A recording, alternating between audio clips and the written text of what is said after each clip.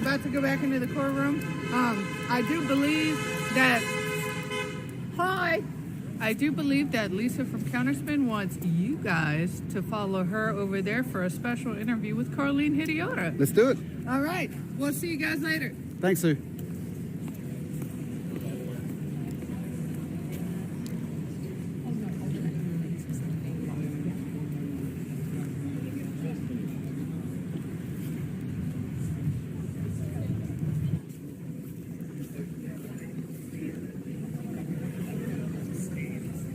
Just here with Carlene at the Auckland High Court. She's going to have a bit of a talk about why she's here and in support of baby Will and his family. Yeah, thank you everybody. Thank you for tuning in. Just grateful to be here. Look, I'm here because for the last 2.5 years I've been fighting for our babies. And some of the most horrendous crimes happening around the world. And this is just another one of them. You know, we're getting the phone call yesterday morning to come down and support from people around the family, as well as you guys out there believing that, you know, I'd make a difference. It's still mind-blowing for me because I'm just me, doing whatever I can to help our babies. And this is just another tragedy in our country.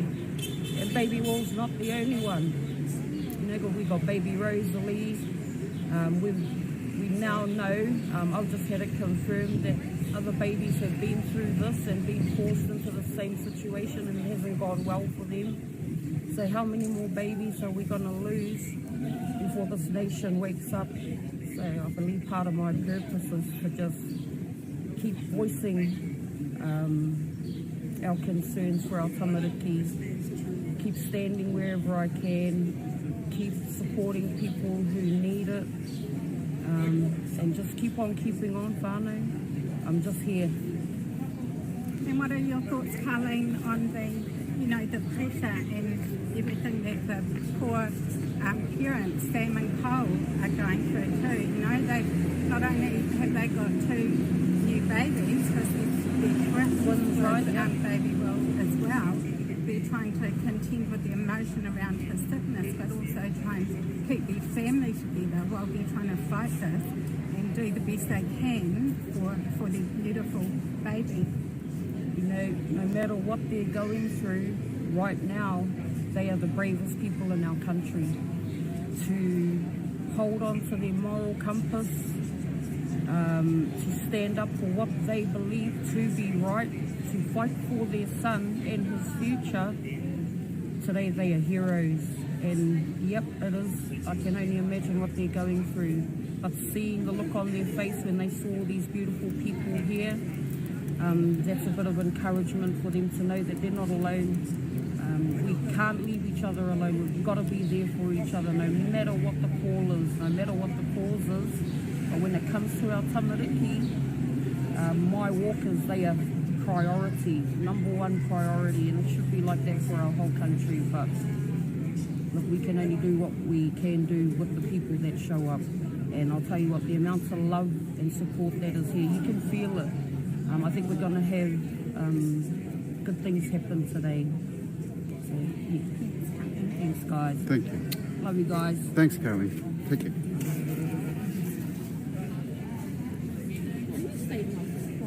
All right, guys, I'm sure you all know Carlene and the work she's doing and work she's done for saving our children. Like I was saying before, sometimes just continuing to stand up to this is a win, even though it doesn't feel like we're always making a lot of progress. Because if we didn't stand up to them, they would just walk all over us with stuff like this. This would be the loophole. Oh, you've had transfused blood, you might as well have the jab.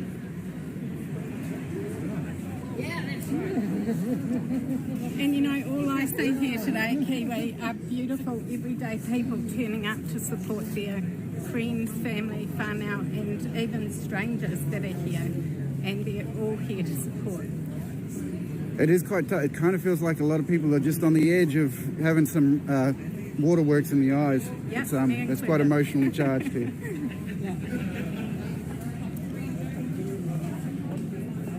Bit of rain on the way. Yeah, that's what it is. I'm not crying. It's just a bit of rain. Bit of dust in the eye.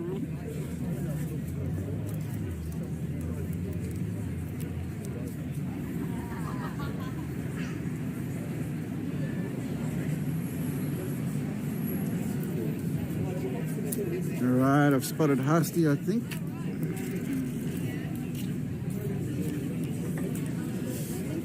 Husty. The live enhancement on this one.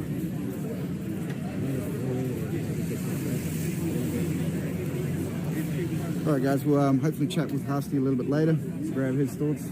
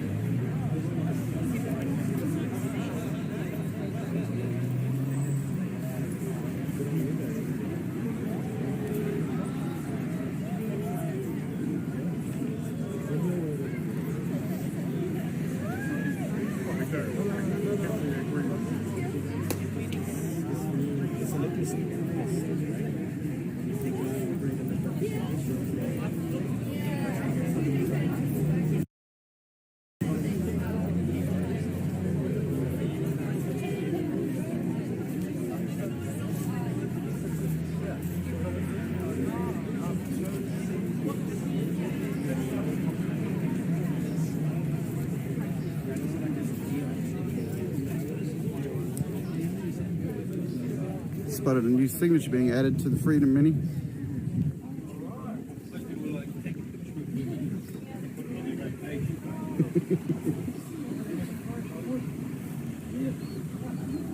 Well, maybe I'll tell you what, yeah, I'm telling you. Yeah. I'll take a picture of it, and I'll put it on our page.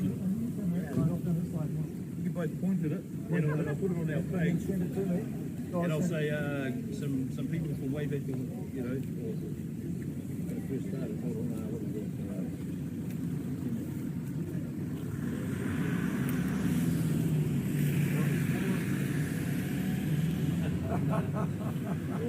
Have a look, see if you approve of that. We'll get a blow up so you see your face. It looks like a happy man. It looks absolutely happy. Well, I'll put that on our page and you just grab it up there. It's,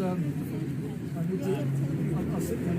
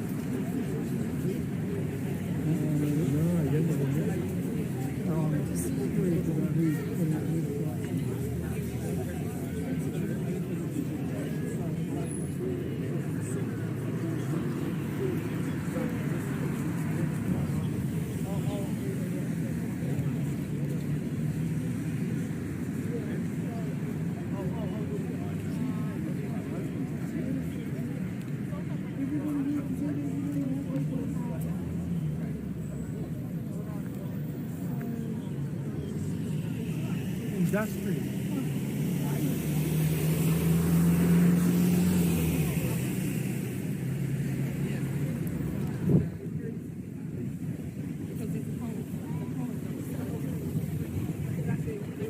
you feel like saying anything live on camera? Oh, not really, no. You'll get much more articulate people than me. That's why I think everyone's just sort of a little bit sad at the moment, a little bit apprehensive.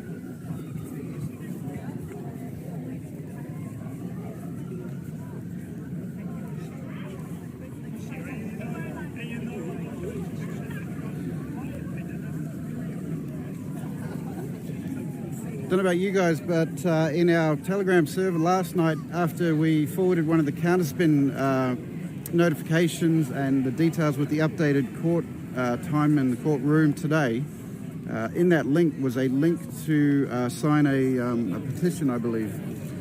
And we had trouble in our chat actually reaching that petition server. A lot of people couldn't get it to load in their browsers. And once I actually submitted my petition, the figure or the number of people that have signed it changed from, I think it was 1,500 and something, to just said NAN. And came up with a browser warning. So more tactics to try and suppress this story, if you ask me.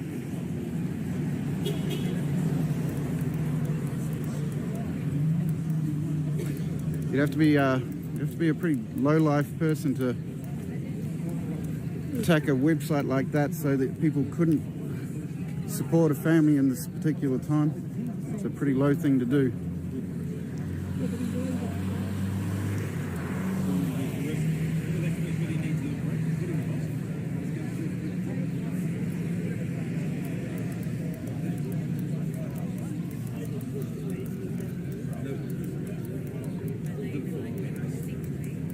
How you guys going? How you going? Yeah, a little bit. Emotions are a bit everywhere. Oh, yeah. Tense. Would you guys like to say anything live on chemistry? I've already done mine. Done? Take the lady. I'll stand in the background. Tell We the just truth. wish you all the best for the family. It's going to be a difficult challenge to face up to this, but we're all here for the right reasons. This is a stand, a protest, and as you can see, no one is causing any problems. So stop trying to escalate what is not happening. We are here to help Will and his family, and that's it. Awesome. Thank you very much.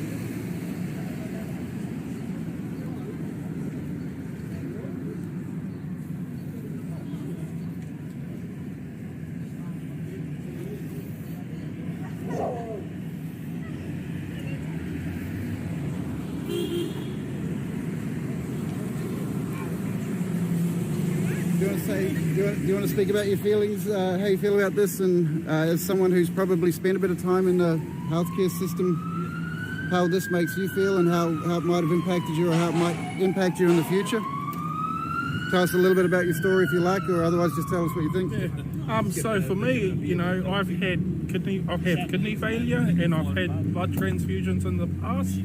So for me, it is a big deal because in the future I may need blood again, and I'd like to think that I have that choice. And you know, seeing this case today, it's really a big thing for a lot of people. It is. It takes a lot of bravery for these parents. Yeah. And it's and I think they've done a really good job of weighing up what's best as far as Will's concerned and the safest. And the safest is what's tried and true and known, and that's using unvaccinated blood for these transfusions. There is very little, I don't know of any data to say whether or not this is safe, because the newspapers didn't reference it, the MSM didn't reference any studies last night. I'm not aware of any studies. So I'd love for someone to prove me wrong on that. Yeah. And for me, you know, it's like I don't see the big deal when they've got willing donors that are already here willing to donate blood. Have you been on a not dialysis, on a machine that transfuses blood in and out? Yeah.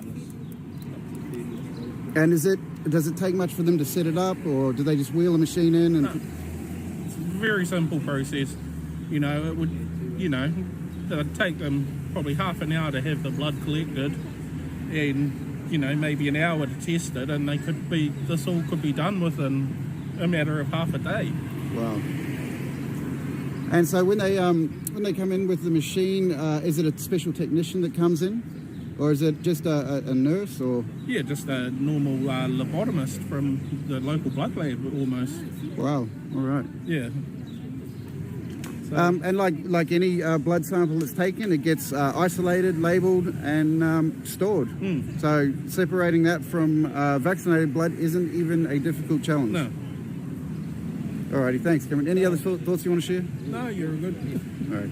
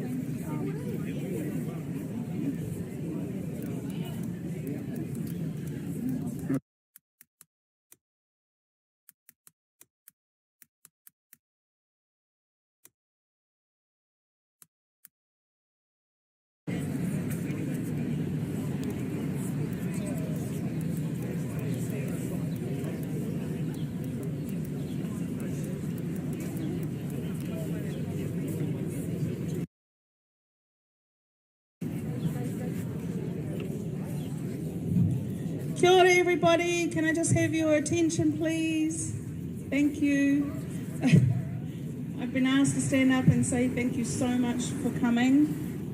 It's not easy to get into the city, it's not easy to get a day away, and especially at short notice. So thank you everybody for coming. And we just want to take this opportunity to maybe give some people an opportunity to speak. If anybody has anything that they want to share, anything that they want to put out there, please feel free to come up and say something while we're all together as a whānau. Not putting anybody on the spot or anything, but you don't want to listen to me. Come on, you must have some stories out there. Even if you just want to come and speak about why you're here. Obviously it hit a chord for you. Steve's going to speak.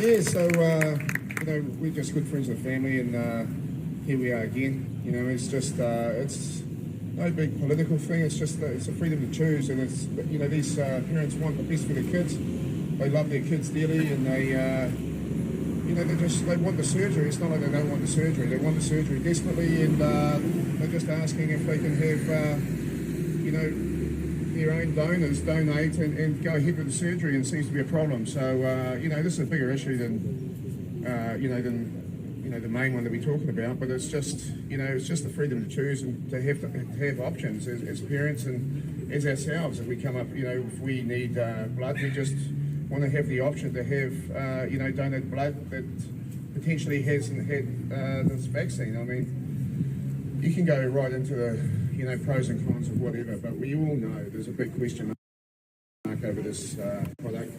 Even on your side of the fence, we all know people that have strangely died or had a stroke or whatever it is. Cancer rates are through the roof. It's just obvious, but no one wants to put that in the mainstream media. No one wants to report on really what's happening out there. It's like we're in a soundproof room. It's all going globally. The evidence is there. They didn't even test for transmission. But that was their business model. Was you guys can't come around us. You can't come into our shop, otherwise you're going to kill us.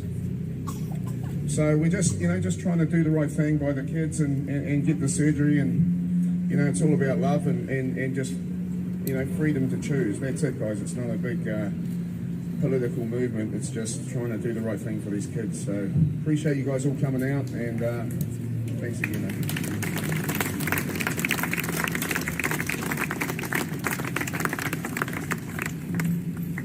Yeah, thanks, DK. I saw my connection got unstable there for a second.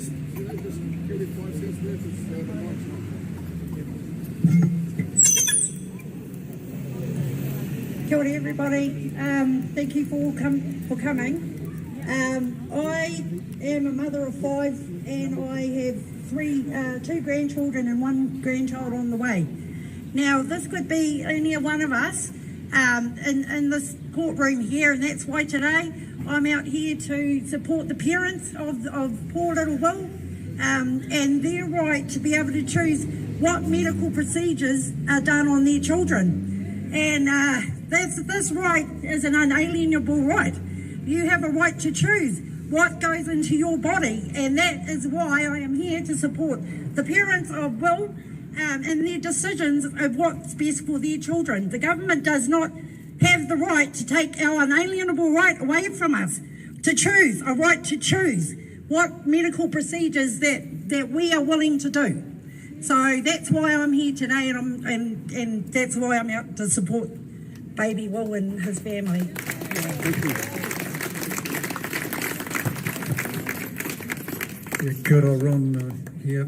Just like to say that we're here because we have learnt the lessons, some of us have learnt the lessons of the 1930s in Europe, and it devastated my whānau family, and this is repeating itself. So please, eyes open, let's keep really alert and make sure we do not follow the same horrendous outcomes of what happened in Nazi Germany and elsewhere, because this is exactly what's unfolding.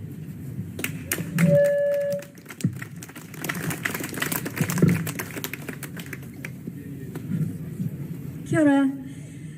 My name's Sarah. I was lucky enough to get to be at a meeting early on with Sam and Cole with the hospital, and I was actually a midwife before all of these things came about, and Sam was a midwife as well. So we have a fair amount of experience with parents who are trying to advocate for their child's health and the treatments that come along with that. I think it's really important to remember that this kind of stuff has been happening for a long, long time, and there has been an inordinate amount of power in the camp of DHBs, doctors, hospitals, and that is not to say that there's not some intention to do good work. It's just to say that the power imbalance has been a bit off, and I think it's really important that we're all here showing up because we're paying attention now.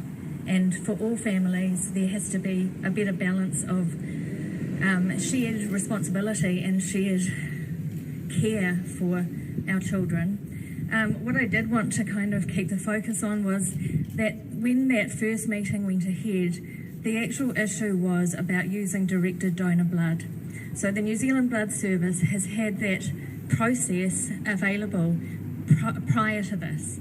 I don't know when, I can't say whether it's been used or how often. By the time that I came on board, the form that you could download to give a directed donor blood donation had been removed. So it still has the downloadable kind of thing, PDF on the website, but it is not available to download. So I just wanted to say that, you know, in that case, there is a process in which this could be done to follow the parents' wishes, and that would take the argument out of it about being, you know, whatever your reasons behind making that request, there is a process available for it to be done. So all that really needs to happen today is for the court to realise that this is not asking for something that has never been done before. And let's just keep in our hearts that we want to really hope and pray that this court and the doctors and the Health NZ can open their hearts and minds to just making some changes, because we need to move forward. There's going to be a lot more of this. Thank you.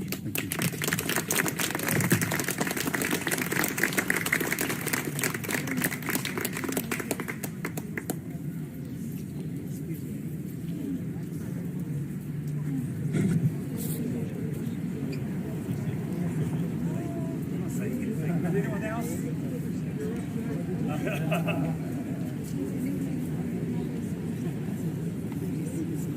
Come on, guys.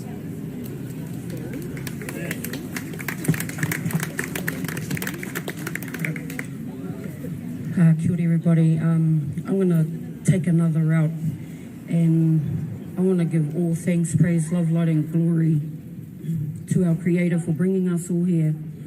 I want to thank Him for instilling in these two parents the courage to stand up for their son. A lot of our parents that have gone through this or something similar haven't found the courage yet. So I'm hoping that these parents are going to be the example for the rest of you parents out there, but not only to our parents, to our mainstream media, to our doctors, to our medical council, to our lawyers, to our judges, to our nurses, to anyone who believes that there is truly something wrong with our society. If we can't stick to what's right and allowing these parents to have the respect of choosing for themselves what they want to happen with their son. So I think this is a great day for heroes, and these two parents are going to go down in history as being some of the bravest parents to stand up for their kids. I've been fighting for kids for 2.5 years, and I'm just here to support. But my love goes out to them. I can only imagine what they're going through, but they've rallied a whole nation because they had the courage to speak out and ask for help. So thank you everyone for answering that call, and let's keep getting the story out there, because baby Will isn't the only one. You've still got baby Rosalie. She's gone through similar, and we're waiting for the outcome of her case as well. So this is about our pepe, first and foremost. It is about our parents' rights, second, and it is about us as a country coming together to support each other through times like this and never giving up. Because as hard as it may seem, just before the light hits, it gets darkest. And I really believe that we're nearly there. And I'm feeling pretty positive about today, actually. I'm a bit tired, but I have all the faith that our Creator is going to instill in this judge inside, instill into his heart a bit of compassion, a bit of understanding for these parents and baby Will, and make the right decision. Amen. So thank you all for being here, and let's keep going. Kia ora.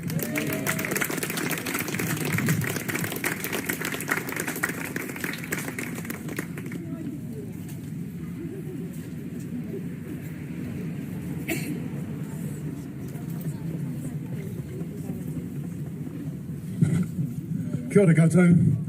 My name's Chris McLean, and I am a vaccinated individual.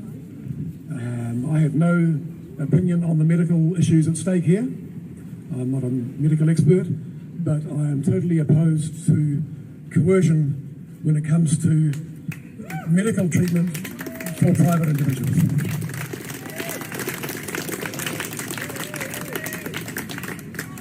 So I'm here to urge the judge in the High Court to rule justly and appropriately for the freedom and autonomy and sovereignty of the parents and the child in this case.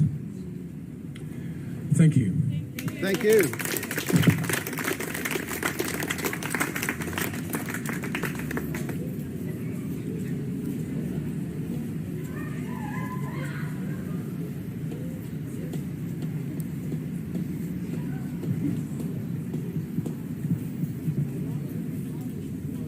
Can you hear me?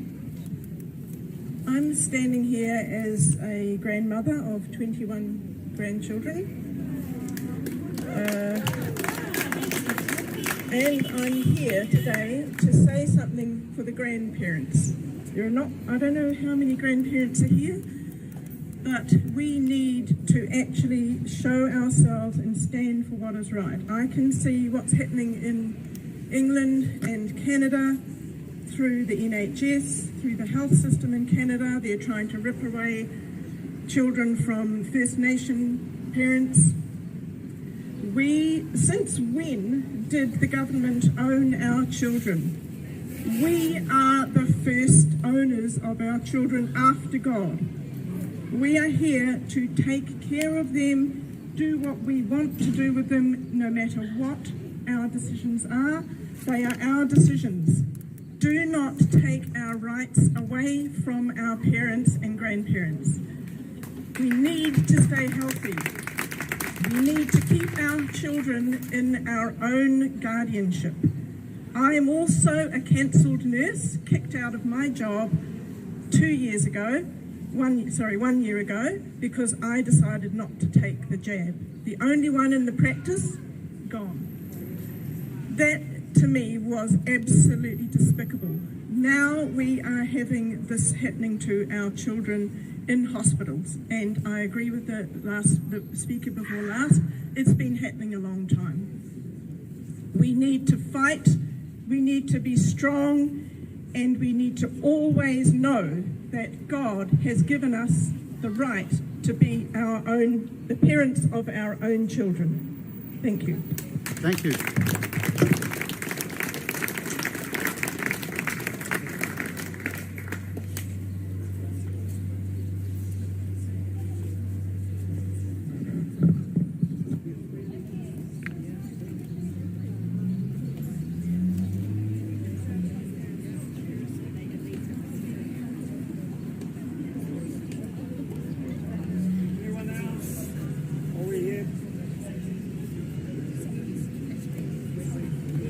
Come on, guys, don't be shy. Speak up. You're among friends and people who are like-minded.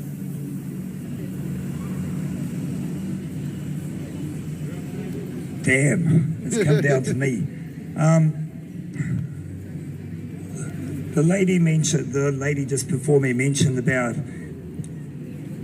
why can the government take the children off us?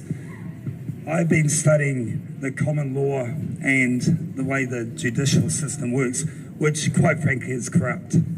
And the process of registering your children allows the government to have control over our children if they so deem it. Just same as if you register your car, if they pull you over, they can impound your car. An unregistered car they will leave on the side of the road, a registered car they will impound. So this is a undisclosed thing. They haven't given us full disclosure when our parents have registered us, and so effectively it's an illegal contract. We have to stand up and take the children back out of that jurisdiction or out of that system. So there is ways of doing that.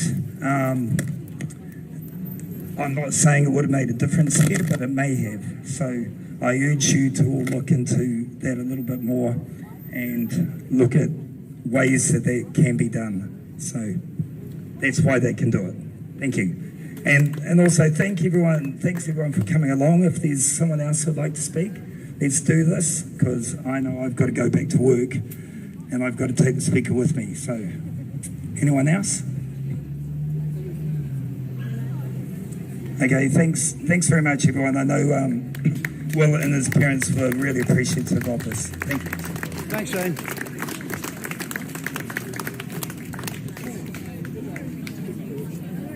That was some great impromptu speeches. That was really good.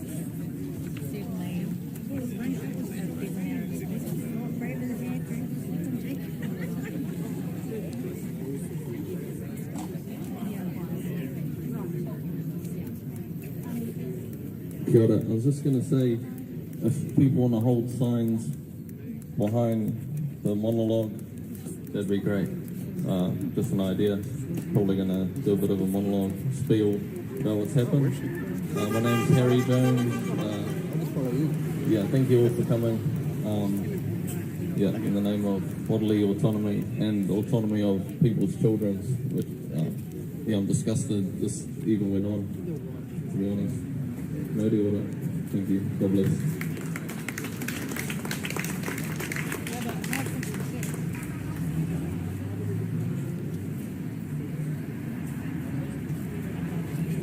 How you doing?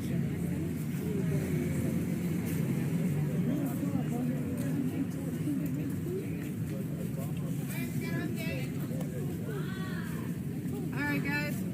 I know that was real quick, huh? Well, they have decided that next court case is going to be Tuesday, 10 a.m. Both sides have to put in their evidence. They don't seem to be that concerned about the child's well-being until Tuesday, apparently. The prosecution has denied that they labeled the parents conspiracy theorists. They claim they want what's in the best interest of the child. They want to keep the fixture on Tuesday, so they're not in a hurry to get this done.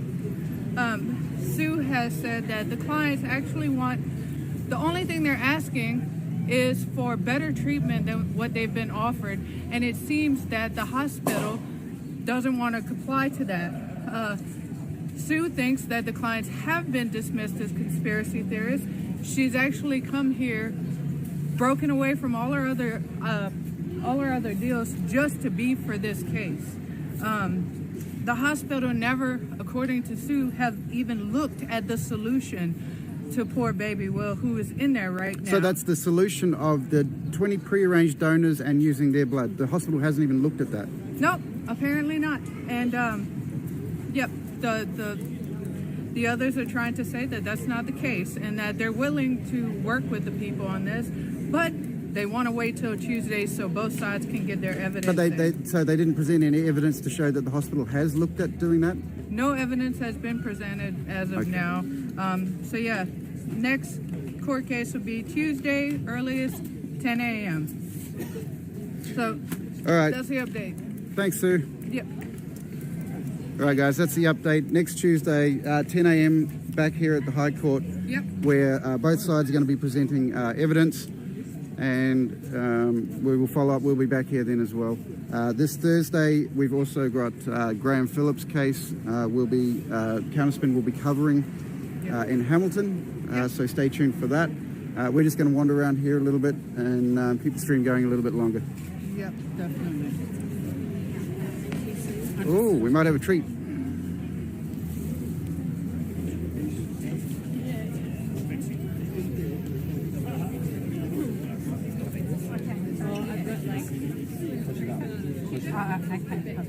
Or down or one or the other. Yeah, or down.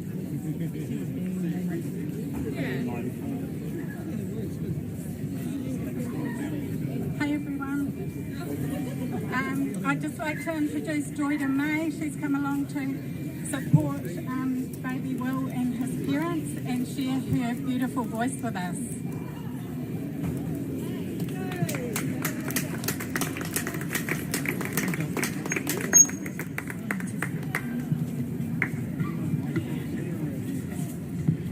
Kia ora everybody. Yesterday when I was watching the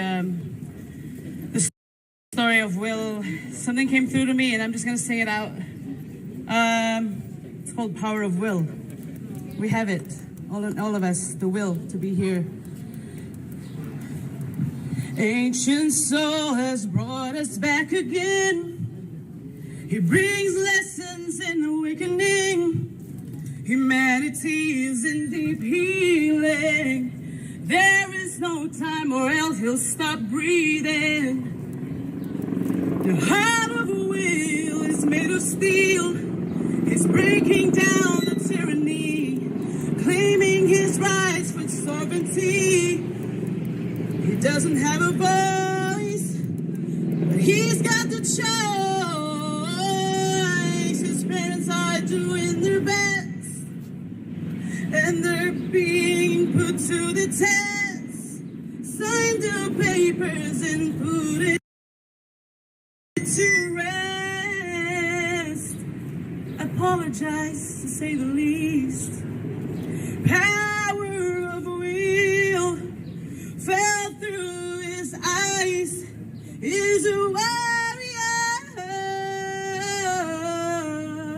vulnerable and powerful. Her heart is made of steel. Hear his mother roar, feel his father's anger. His life is on your hands. His life is on your hands.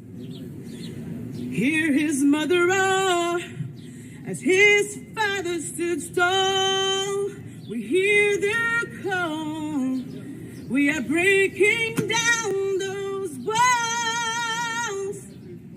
The people are coming together, uniting with our prayers. The power of will is making us stronger, strong as her mother. Because truth is rising, come forward. Truth is rising, come forward. Truth is rising, come forward. Hearts open wide. You are the chosen one. You are the chosen one. You are the chosen one. You are not alone. Walk with your ancestors. Walk with your ancestors. Walk with your ancestors. Lightly on the ground. 'Cause you are the guardian. You are the guardian. You are the guardian of our land. Protect our waters, protect our waters, protect our waters. Hold hand in hand. Defend our children, defend our children, defend our children at all costs. 'Cause you are a warrior, you are a warrior, you are a warrior, warrior of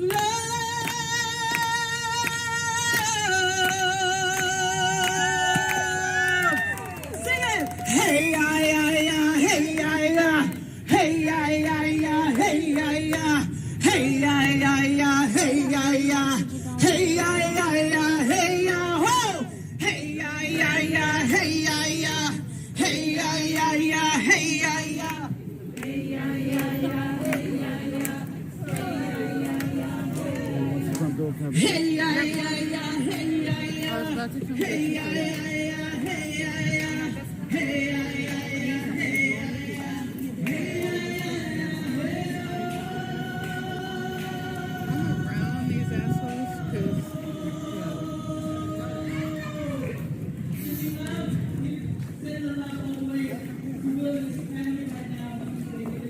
Do you want to take a turn holding this? My arms are a little bit. all right, you're in the comfortable hands of Sue again, guys. Say hello to the mainstream media. As you can see, I am a bit unapologetic in my willingness to get the story first. I ran out here just to tell the update. Kind of ran right past him. We just had to get the word out to you guys. You guys are more important than the mainstream media.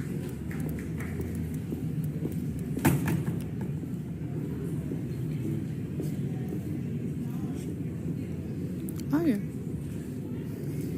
I'll just mosey on that one. Oh, dude, I don't mind. Just saying.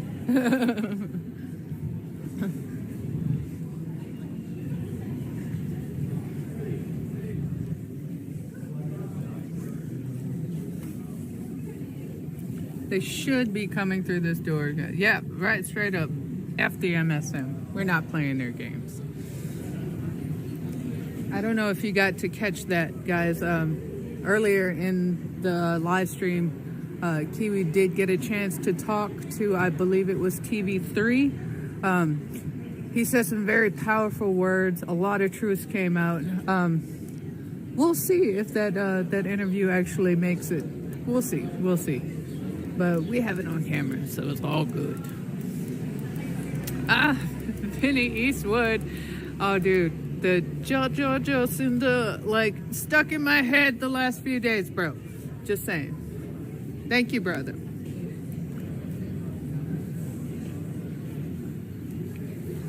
All right. Again, unapologetic. I'm standing in front of the media. I don't care. Everybody seems to be waiting for Sue Gray or Liz Gunn to come out. Also waiting to catch a glimpse of poor baby Will, who was in the courtroom the entire time. That's not them. Okay.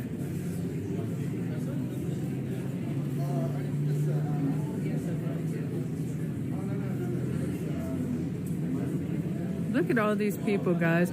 Just for a second, I want you to realize how quick this was a flash protest right here. Yes. This might be another court case. No, yeah, I know. These guys were ahead of us.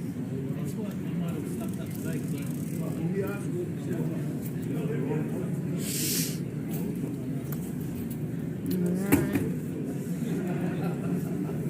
But yeah, back to what I was saying. Are you a Kiwi able to get on the mic and say a few words? Well, we've been talking quite a lot, Vinny, but as soon as we get a chance to, we'll get you the details from one of the other people in the court. I did give the update on the next hearing will be Tuesday at 10 a.m. Same place. Both parties need to gather their evidence. The other side is supposedly able to get their evidence by tomorrow. Sue Gray has offered up her evidence for Friday. So obviously, the other side doesn't have a whole lot of evidence to gather up.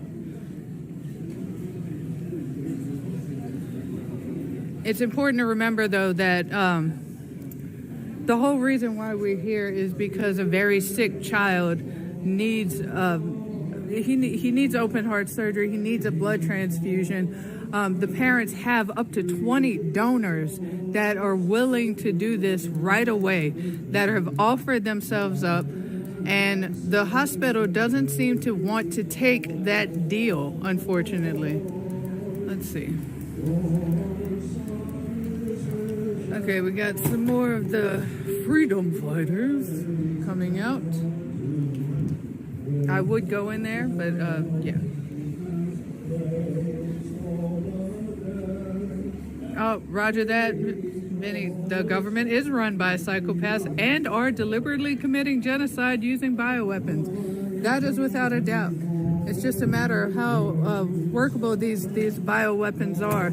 It's killing some people faster than others.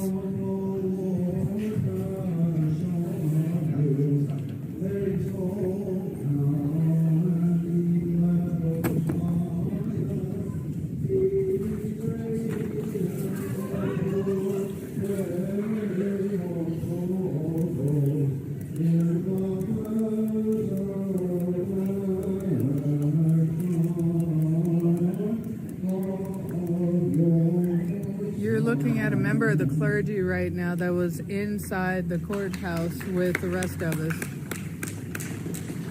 who found it worthy of his time to come and sit in through this and see what happens. Absolutely. There should be every leader from all religious organizations here today. Yeah, with a decision like this. I mean, blood transfusions alone might be sketchy in the Bible, let alone putting mRNA, DNA altering substances into your body is very much an issue for anyone who understands the Bible correctly. 100% Kiwi thing. Yep.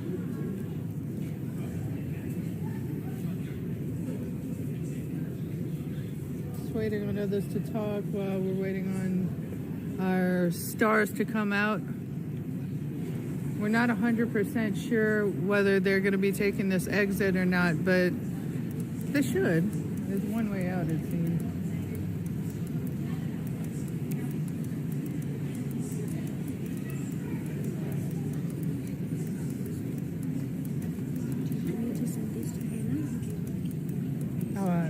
It's in my head. If she has any questions on it, just tell her to text me. Are you okay? Yeah, take it.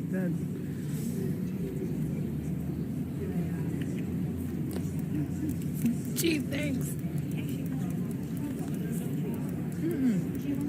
It's in my head. Don't worry about it. I got you.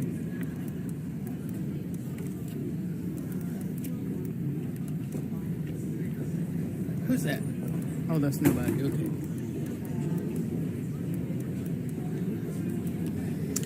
DK, you are 100% right. That is why they don't like it when things go to court. They can't back anything up.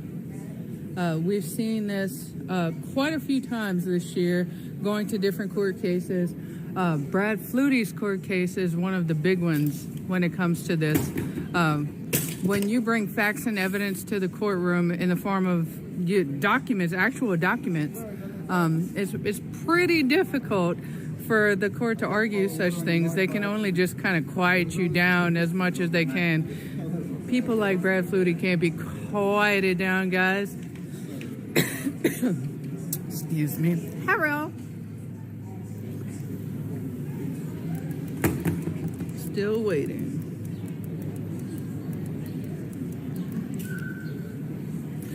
You go ahead and get arrested. I prefer to report things on the side of freedom. You know, that's just me though, bro. I'm not willing to do the getting arrested thing.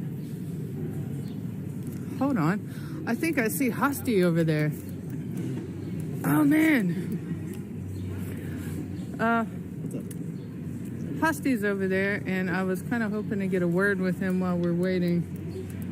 He's always a good one. Give me a second. Husty!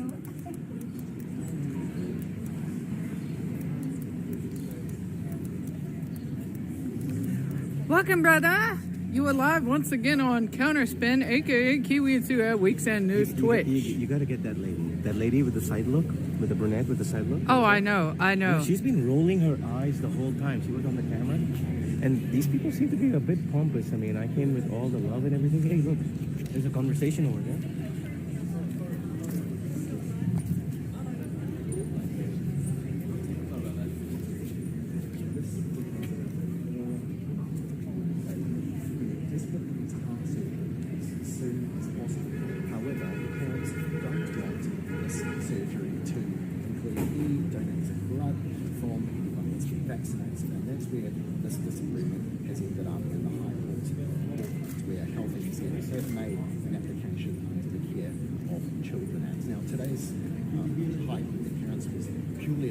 That's to see a hearing for next week, but as you can see, a large crowd of supporters have gathered outside the court. Some are dancers, some are singing songs to support the family who are here today. These parties will either have to come to agreement in the coming days, or this will be here, back here in the High Court next week. Yep, and that's about the long and the short of it, guys. He was purposefully being quiet. He has a big, stupid camera, big, stupid mic. He just pretty much told the camera exactly what was going on. It's a matter of words that a large group of supporters are here to support the family that is wanting to give their baby, who has a heart condition, unvaccinated blood, which I think they have the right to choose, if you ask me. Oh, here we go. 1 second.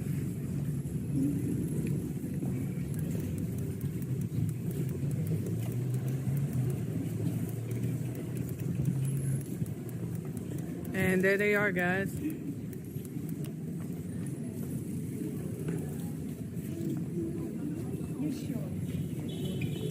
you go.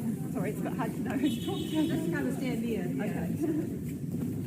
We want, oh no, it's probably better that I'll just ask Sam, we want to just come for a moment. Sam needs to go and feed her babies, but he's happy to just come for a couple of moments and then say no. Sam, what do you think about what you've been doing here today? I would have hoped we could have got more moving forward, but we haven't, so we've just got to trust the process, I suppose. So, and the lawyers are saying, was saying that with every heartbeat your baby's getting sicker. And what did it feel like to hear that? No, that's not, no. He's stable at the moment. He's doing well. He needs an urgent operation. That's how things are at the moment. So, are you, if the case doesn't go your way and you can't have unvaccinated blood, would you still go ahead with care? What do you mean with care? Like, would you still allow your baby to have the operation? No, that's why we're here. We're here to... No, we want the operation. Please don't twist my words. No, we want an an operation. Yeah. We're desperate for an operation. But we need to have safe blood. That is our right as a mother and as my voice for my baby. How do you strike a balance between the right to choose and your baby's life? Well, it's both the same side. The right to 100%. choose. This is a really unusual case. The other cases that are medical guardianship cases have been where the parents don't want treatment for their child. This is a case where the parents want better treatment for their child than the state is offering. And it's gone down this path because we have a government and a blood bank that are not prepared to make available services that they can offer and that they offer in other situations. They're not willing to make those services available to this baby.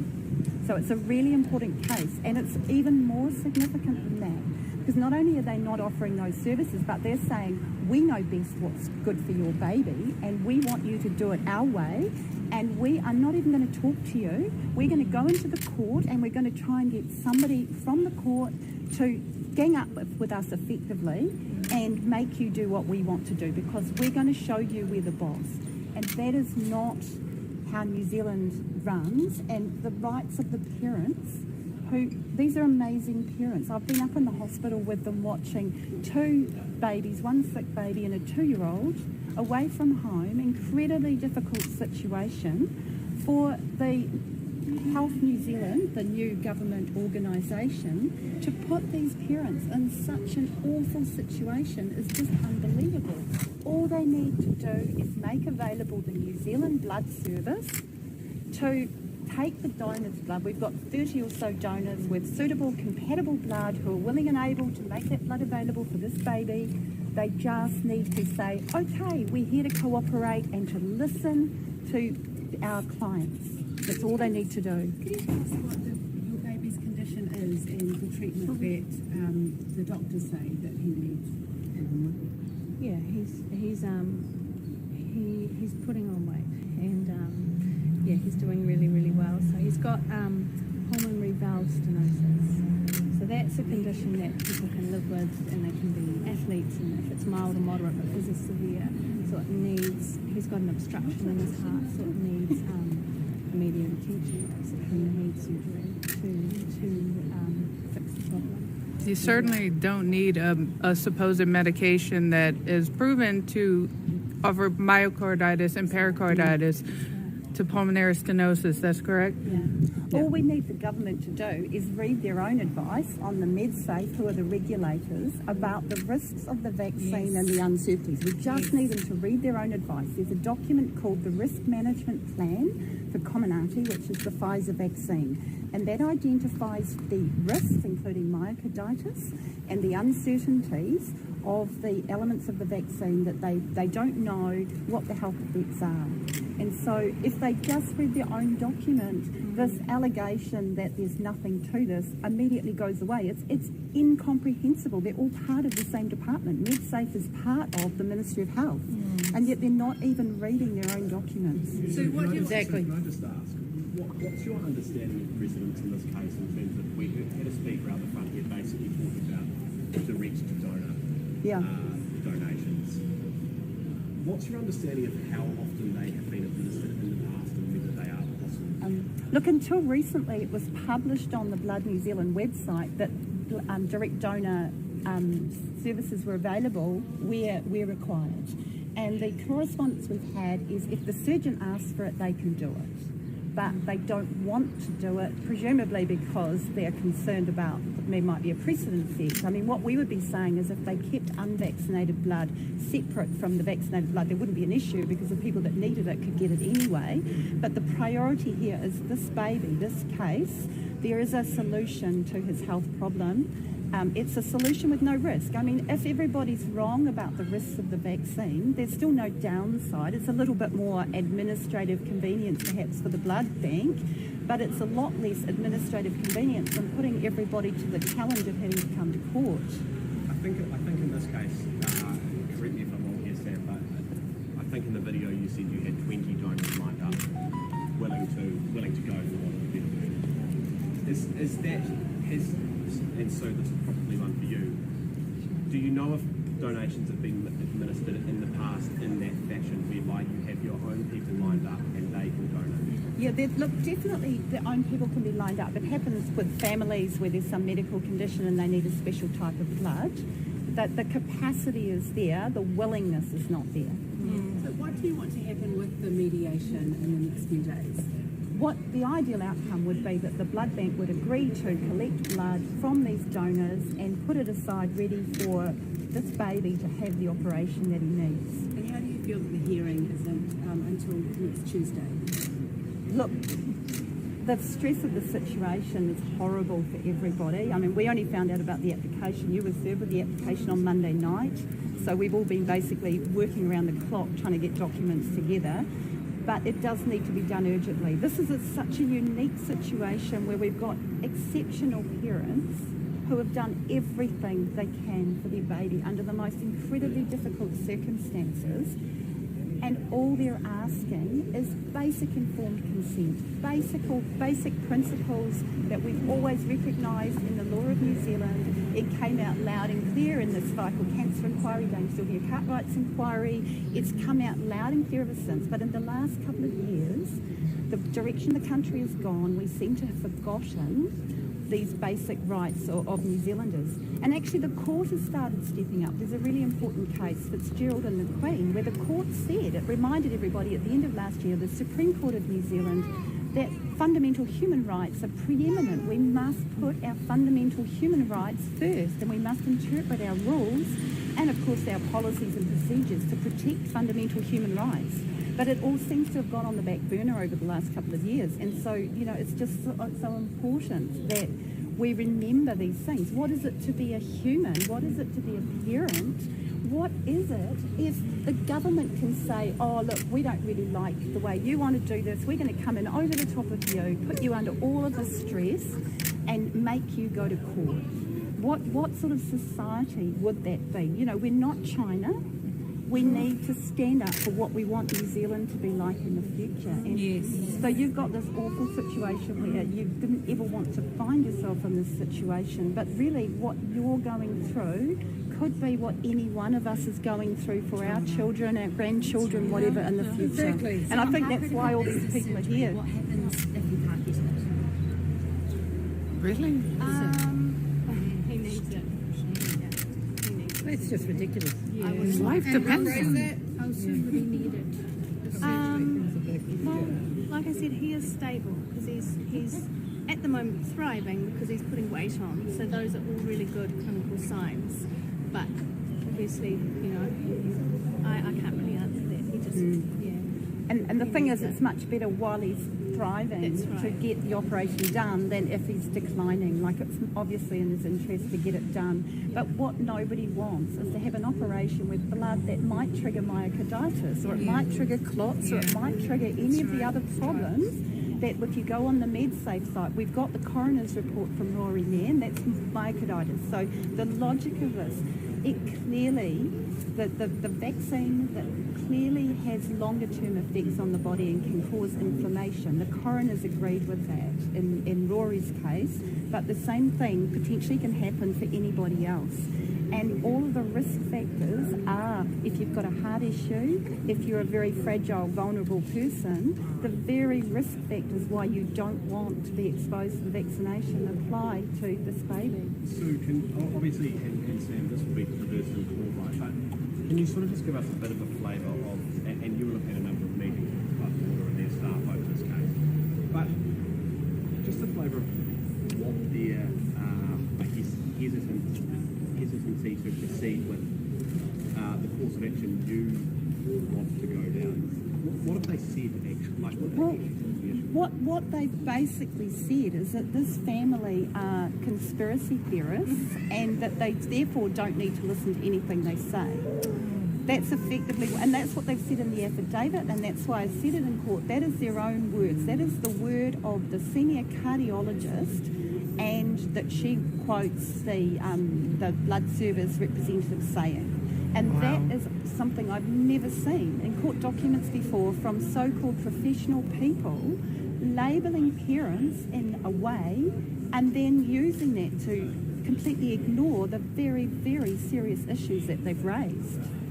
This is why it's so wrong. You know, if they were just, it's normally we have court cases on these medical guardianship issues, and the issue is that the parents have got some kind of belief that is out of kilter with the best interests of the child. Here we've got the doctors having beliefs that are out of kilter with the interests of the child.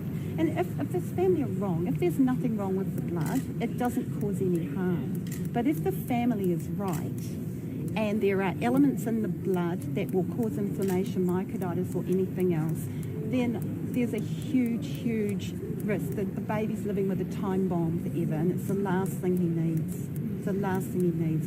So I don't understand why the doctors are making personal judgment calls that are not in the best interests of this baby. That's what's really odd about this case. And it may be that Health New Zealand, now that the government's taken over all the DHBs, they're so big and they're so powerful that they think that they can dictate to all of us what kind of health we get. It may be that, it may be something else, but that's the kind of thing that we need to understand. They need to articulate exactly what their problem is, not call people names, but actually read the evidence from MedSafe, read the evidence from all of the experts around the world, look at all of these cases where there is long-term effects because of contamination of blood, and do what best medical practice requires and what the parents are asking for. Sam, how old is your baby? When I was in the meeting with them on Friday morning, I asked the surgeon that repeatedly, why are you opposing this? There will be no harm. They've got the blood ready. The operation can go ahead. In the interests of the parents and the child, this can go ahead. The surgeon's repeated answer to me was, because I don't believe there's any problem with the blood. And I kept saying, but it's not about your belief. In a free country, you can hold whatever belief you want. This is about the parents' right to choose and on their informed consent. And they are deeply informed, they are deeply studied. They have done enormous due diligence on their informed consent under our law. You doctors must listen to what the parents want. Yes. And that was when they walked out. Wow. This case is about Will's life, and he is a very special little boy, but it's about the lives of your children and grandchildren. If one day we find that our blood bank is utterly polluted, we don't know yet, we pray it won't be, you will be so grateful to have had this case where all you journalists have stood up and said, we must have the option of unjabbed blood in New Zealand. Yeah. Bring it on! Pure blood, pure blood! Furthermore, New Zealand and every journalist listening, we were once a great nation who stood up to America on nuclear ships. We stood up to France on Mururoa. What has happened to our courage and guts? We must send a message to the world. This case will be an absolute touchstone for the world if this judge gets it right and makes sure that we have unjabbed blood in New Zealand. This will reverberate through every country. Yes. Yes.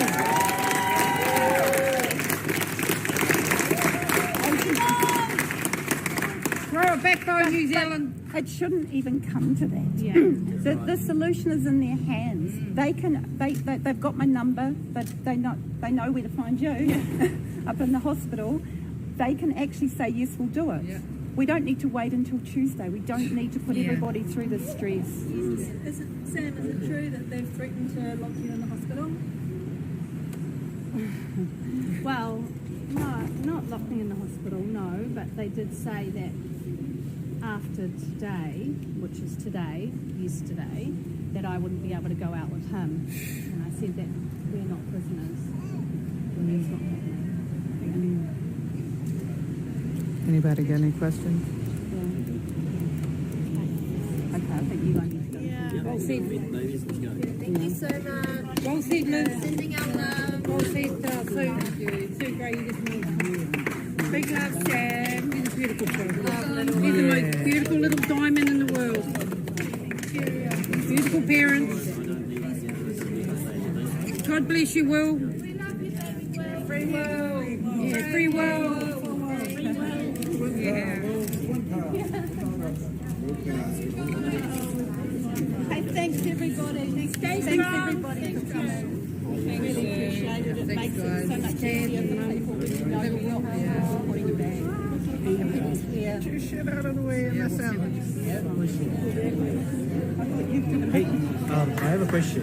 So with the roadblocks that they're putting in, wouldn't that legally classify as denying lawful treatment? Freedom and freedom of choice. So basically the doctors, because we can't go with, we're following rules. So the doctor, they have the operating theater, they have the blood available, and now the judge and the doctors are denying treatment. That's what's really happening. Yeah. Well, they're denying a step that will let the treatment happen. So they're denying treatment? So they have an operating theater, they have the blood, they got the baby, the baby's right here. So they've got the offer of the blood, the volunteers, the donors are lining up, ready, willing and going, and they won't take it. May I restate it because I want to understand. Yeah. So we have donated blood, it's all checked and verified. We have operating theater, we have doctors, we got the baby right here. So then, logically, it means that the judge and the doctors are denying treatment to a child. Yes. That's what's really happening. And they're basically getting the court to cover their backs, to justify them denying. Is the name of the judge a public name? Yeah, it is a public What's his name? That's Justice Harvey. Justice Harvey. So Justice Harvey is denying treatment right now, or will he give treatment? No. He's deciding on it. No. To be fair, the process today, this was what's called the first call in court, so they have to work out what needs to be done to get everything ready. And so he said that we will schedule it urgently. The fastest we can schedule it is next Tuesday, and that's why I said, that's all very well, but let's get the alternatives underway first. So just one follow-up question. So what you just...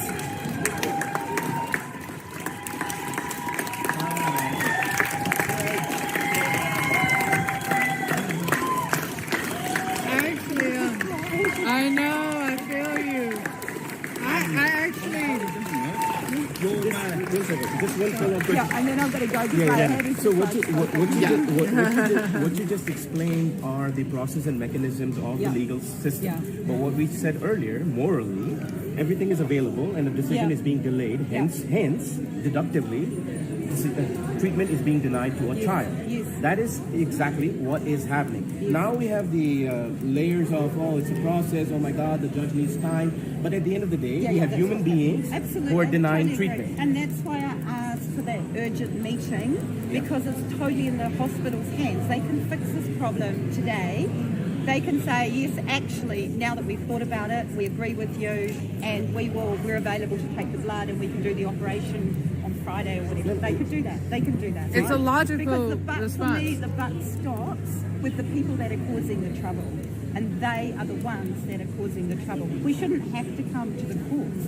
They should just step up and do the service. That Yeah, I mean, I would love to see a doctor lose their job over this. Close down the ER, do the operation, and say, well, hell with it. So where are these doctors? The problem the we propaganda have says they save lives, but yeah, the problem we have in New Zealand is any doctor that questions the government is suspended and Yes. punished. This is a massive problem. so we need doctors who are courageous. We have New Zealand doctors SOS. Yeah, The courageous doctors. yeah, they are. But Yeah. any doctor in Starship, Well, I don't believe you that know, there are any. in there, maybe but they'll that's right. lose a couple of paychecks. I know. maybe. I know. Yeah, they were here today. Yeah, they were here today, and they're supporting us. I mean, this has been a big team effort in getting ourselves ready as far as we got to today. I mean, there's just so much to do because documents are delayed. Yeah, so the judges said that there'll be a hearing on Tuesday, and I said we can't wait that long. We want them to be told to talk to us to try and work out a resolution. And the judge told them that he wants them to talk to us too, and we're to report back on Friday how that goes. Because I think they'll string it out. Well, that was my worry. Yes, yeah, exactly. Well, we can't. No. We cannot be blamed because it's them denying treatment. Okay. Yeah. But thank you very much. All right, because I think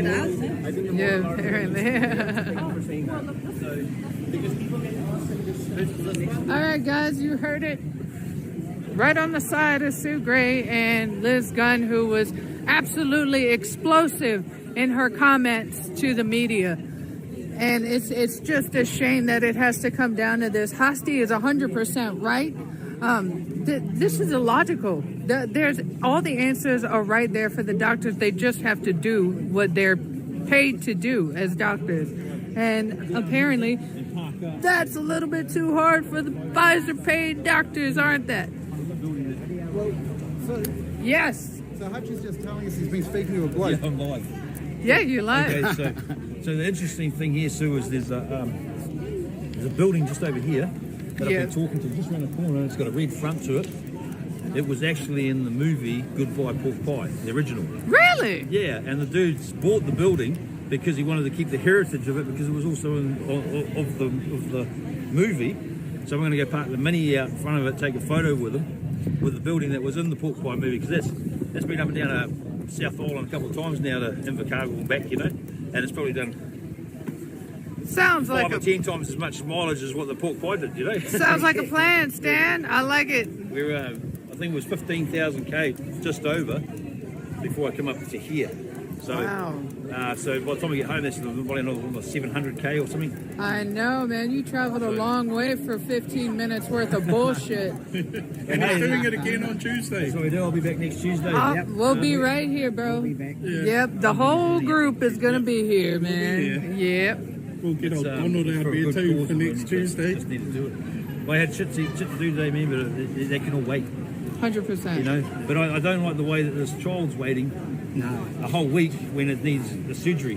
Well, that's what's so frustrating to hear, bro. Because in there, they're stressing that while the baby is actually he's stable, it's still a matter of life and death for this child. We need to get this down. There's no reason why, with donors ready, the procedure is easy enough. All they have to do is do their job. And the fact that they're not doing it just makes me think, like some of our viewers are saying, these New Zealand doctors are brought to you by Pfizer. Yeah. That's the only thing I can think of. You know, I tried talking to all these mainstream media here today. Not one of them wanted to do an interview on the Mini, and the whole time that I've been doing all this travelling up and down the island, not one of them is game enough to sit there and talk to me about what I've experienced over the whole country. That's because you scare the hell out of them, Hutch. Because you can tell them the truth. Yeah, that's the truth that they don't want. I mean, we know people that take a picture of that Mini and get banned off Facebook for 24 hours, you know, and it's against our community standards. The yellow Mini is so offensive to so many people. I mean, even the firefighters, you know, we took a video footage of them all with the fire crisis on the thing. Within hours, it was pulled down by Facebook, said it goes against our community standards, and our admin was banned for 48 hours. Then the whole page was shadow banned for like months, and nothing really happened. And shadow they've ban been land. shadow banning us since we started because they don't want the truth to get out. Well, I can tell you this, Hutch, you're in good company. Besides you and us, there's quite a few people in the audience. DK Spiracy, Vinny Eastwood, all of us are like living free in shadow ban land. Yeah. And it's frustrating as because we're trying to get the truth to the public. And the algorithms would not allow such a thing to happen. The coolest thing about it is with the Mini is when you're driving it, everybody waves and toots, so they can't suppress that. So we've got one over them. They see this everywhere and it picks everyone up. We just need them to act. 100%. But they don't. They might see that and think freedom and yeah, but they don't actually know what's going on the day because they haven't got access to what's actually happening. You can't get that message out there. If we actually could get that message out there, this is what's happening and this is where he's going today. A lot of them would be here. I'm certain of it. There's truck drivers all over this country tooting, man, every time I go past everyone. I'll let you know our Viking friend John from Picton said, Hutch, my friend, your heart is huge. A real man. John's pretty cool too, eh? I can't wait to meet him. Yeah, I'll go.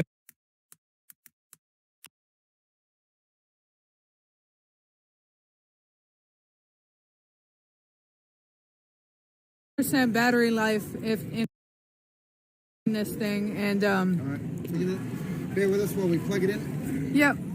Dying. Yeah, just pop over to that thingy and pop it on the stand for a sec. Okay. Come with me. Of course, this is almost over. I see people already starting to leave, but I'll put you right here. But yeah, Vinny, I will talk to Hutch about getting you some contact details, brother. Just give me a little while.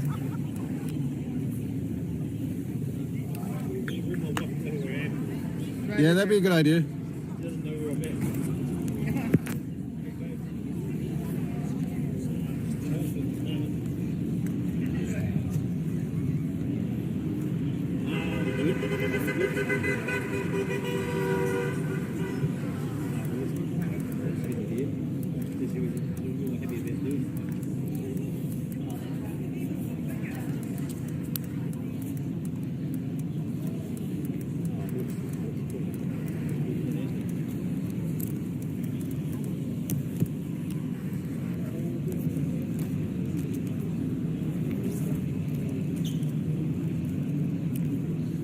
Right, there you go, you're all powered up.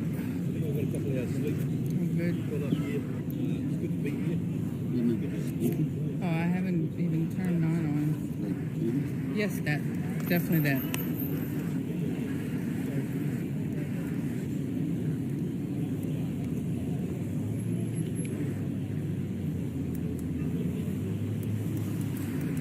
Thank you. Hey, brother.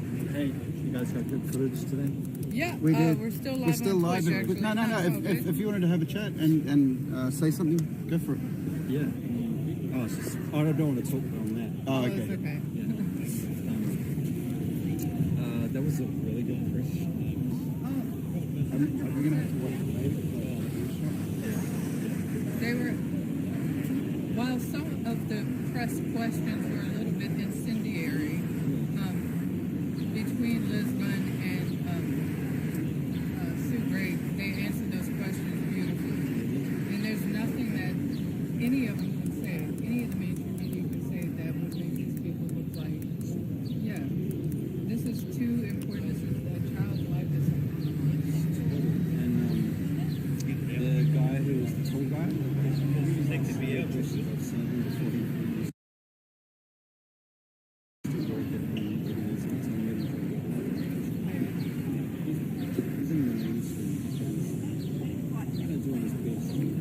Yeah, but he's still got to get up to speed. it's going to take years. Yeah, well, I think.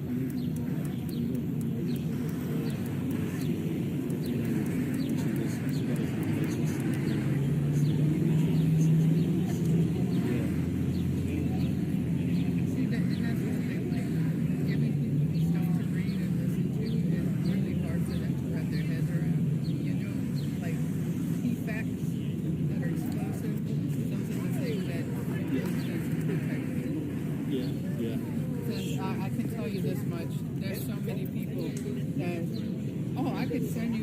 17 links, and it'll tell you everything you need to know. But whether Bear with us, guys. We're going to keep the stream up and running. Hutch is going to head over and park the meeting up in front of that video, and maybe we'll get a little bit of extra history or some interesting bits and pieces over there. Thank you guys for tuning in and sharing the stream on such an important issue. Much love and thanks to you all, everyone who donates to Counterspin and donates to Sue and I. we love you guys. Yeah, we love you guys. We don't receive a benefit of any sort. We are not paid by the government. We're not paid by the government. There's no one holds anything over us. We do what our heart tells us to do, and I think it gives us some freedom that a lot of other people, or many other people, don't have. We're just lucky we're in this situation, and yeah. Yes.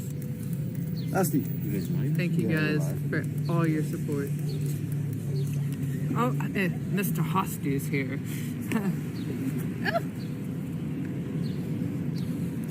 Hosty, you had a quick conversation with Sue Gray. What have you got to say about all this, brother? Because you walked on a little bit late. I didn't know if you were present for the court They case. were speaking quite not so loudly, so I couldn't hear much. That's why I got all up in their grill. Well, what I understood is that the judge adjourned it till next Tuesday. Yes, so I was actually in the courtroom. Both parties need to submit evidence. This came like a flash. So 2 days ago, they found out about it. Yesterday, we found out about it. We didn't even have time to register as media. Otherwise, we would have brought our freaking cameras in there. But they kind of were doing that on purpose now, weren't they? But yeah, No, it's a good thing that so many people showed up, and I think what Sue Gray was saying was pretty much the same thing, because the moral argument has to be made. They have an operating theater, they have the baby, they have the donor blood. They have the donor blood. There's no qualms about it. Basically, a bunch of doctors are making the decision to not offer treatment, and so we gotta at some point start questioning the propaganda around doctors and them saving lives. Yes, you follow the money, some bro. places. Follow the money. So These doctors are getting following paid. orders, so basically we can't have people who don't have a soul. So we need doctors who have a soul. And if doctors are going to be like, oh, I'm going to follow orders and someone's going to die, or I'm not going to give the best treatment, or I'm going to deny treatment, then those doctors and those administrators in hospitals are making moral decisions to endanger our lives. They're breaking the Hippocratic oath. Which makes them criminally liable. So they can't say, oh, sorry, the MOH said that, or sorry, the blood bank said that. Now, if you're the doctor there, and if you don't have the balls to man up and actually do the right thing, you shouldn't be a doctor. And if you deny the treatment, you should be criminally held liable. And I think that's the standard New Zealand needs to set, because we cannot have psychopathic doctors around. Because I don't want to live in a society where doctors are psychopaths, and their solution to everything, you cut your finger, get a jab. You broke your leg, get a jab. You got hit by a car, get a jab. So this kind of fucking psychotic society that we have built up, and these doctors are acting like demigods. We need to bring them down a notch. And we need to put some criminal cases against doctors. We shouldn't be hold afraid them into account, to go to the hospital. Yeah, we shouldn't be afraid. Doctors are not a special group of people in our society who just get to get up in the morning, have a cup of coffee, and fuck about and kill people, but it's all right. No other profession gets to do that. An IT engineer, an Indian IT tech guy, I'm gonna, I'll be racist now because I can be. I'm gonna fix your computer. He doesn't kill people, right? The guy fucking frying things doesn't kill people. The fucking somebody working in parks and reserves, somebody working in fucking tradecraft over here, a scaffolder, fucking Sparky. We don't kill people, okay? But these doctors, they've gotten into their head that they can get up in the morning, drink a cup of coffee, and just go about and make fucked up decisions, not based on science, but ideology, and end up killing people, and it's all right. So we need to hold this profession into account now, because we have had 2.5 years of mass death and injury, and that's what needs to be addressed. So, thank you. Yeah, that's what I wanted to say, really. So, yeah. Are you going to be here Tuesday at 10 a.m. for the next? Good, bro. Maybe we can both go into the court together. You won't be harassed about a mask this time. Yes. It's about time, huh? Oh, yeah, man. Don't get me started on that because newsflash, apparently there's a high percentage of people who would wear it again. So don't be fooled. Oh, yeah. You gotta keep reaching out to these people. You gotta like snap them out of it. They've taken 1 shot, 2 shot, 3 shot. Teenagers are dropping dead suddenly. Climate change is giving them heart attacks. Toddlers are getting heart attacks. Toddlers are getting strokes. But these people who keep getting jabbed up, they don't seem to connect the dots. So, you need to keep talking to them. Yes, 100%. Yeah. You gotta have I keep that looking conversation. over there, but Yo, I know. The big old Wellington camera. I know what you mean. I seen it. You have a good one, huh, Steve? Yeah. Even give us even 10 minutes later. Hi. How you doing? Hold on. I'm gonna give the cameras to Kiwi for a second. All right, we're going for a wander.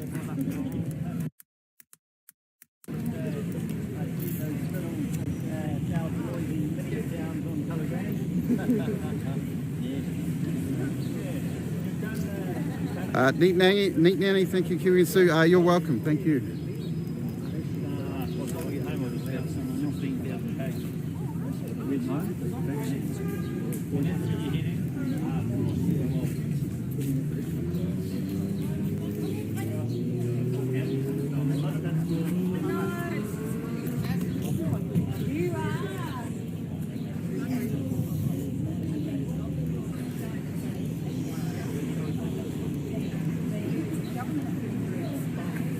They've gone down a path that they can't justify, and the only way they've been able to manage their public is by putting massive roadblocks on our free speech and on our ability to communicate, and by effectively controlling the media by buying them off with whatever.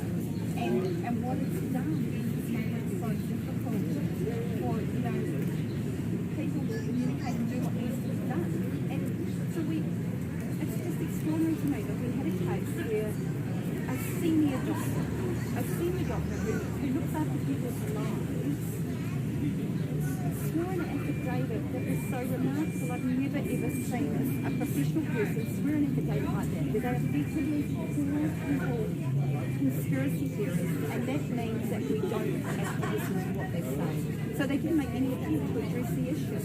All they did was they called them names and said that, and it's so much the same as what the government did, say in Wellington. You're a river of filth, so we don't have to have any respect for you. Well, no, they're all public servants, and our elected representatives are there to represent our interests, not to go off and do their own thing, and they need reminding. And there'll always be limits to what can be done, but this is a case where there is a solution. It's a really good solution. It's on the table, and they haven't even been prepared to listen to it. And can I say, Sue's thoroughness extends to, in the court today, the opposition lawyer stood up and said, there's never been a mention of conspiracy theorists. Sue turned around and said, it's in your affidavit. So you were so well prepared, you were so tuned up on that. Yeah. And that is a frightening subjectivity. That shows a lack of... What else does it show to you? Well, it shows that they've forgotten all about professional medical ethics. They've forgotten that their role is to act in the best interest of the child, and they've forgotten that the role of families to have a say and to decide what's right for them. So the bizarre thing about this case is they come to court because they can't get informed consent from the parents. Well, the parents will give informed consent, but they've just got some very good requirements for this treatment to be given. For protecting the baby from any possible risk. And all they're asking is something better than what the blood services generally offering because of the specific risks that their baby has got, risk factors has got, and because of the evidence all around the world that we know there can be factors in blood that can cause harm. And this crazy thing.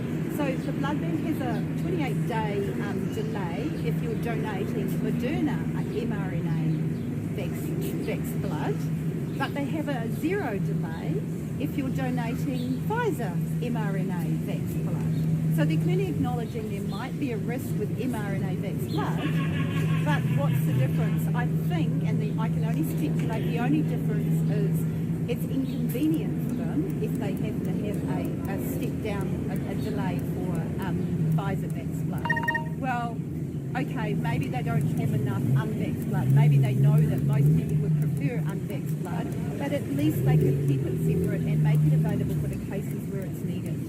It's a pretty small thing to ask when they've got the capacity to do that. And they have got the capacity to do it. And the third reason is we forget sometimes that this jab is still in its rollout phase. It is not confirmed. Just explain a bit about that. Yeah, so normally it takes years to get a new medicine approved, but there's a very, very truncated process that they've done for this Pfizer vaccine, and they haven't finished the clinical safety trials. Our government regulator, MedSafe, declined full consent for the Pfizer vaccine because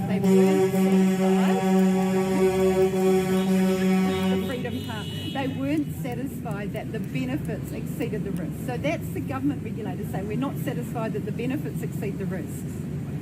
Now, the government obviously had already made all sorts of commitments and they didn't like that. So the next thing is it comes out with provisional consent. And we've already been to the High Court Wellington about that.